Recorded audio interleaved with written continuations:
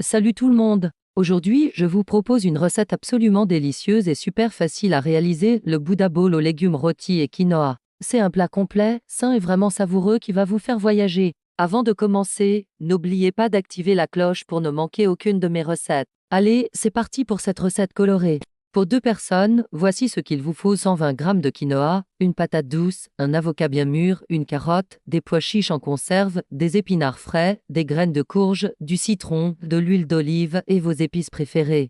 Commençons par préchauffer le four à 180 degrés. Pendant ce temps, rincez bien votre quinoa sous l'eau froide. C'est super important pour enlever l'amertume. Mettez-le dans une casserole avec 2 fois son volume en haut, une pincée de sel, et laissez cuire environ 15 minutes à feu moyen.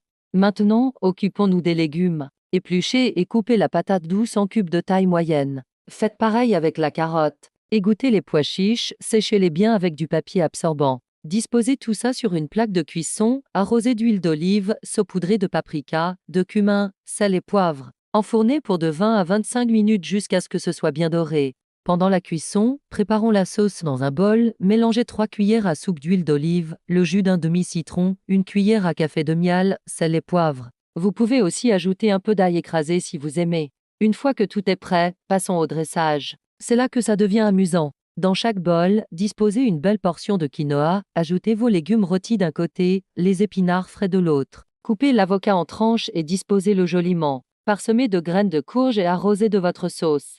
Le petit plus qui fait la différence, ajoutez quelques graines de sésame grillées et des herbes fraîches ciselées sur le dessus. C'est non seulement joli, mais ça apporte aussi une super touche de saveur.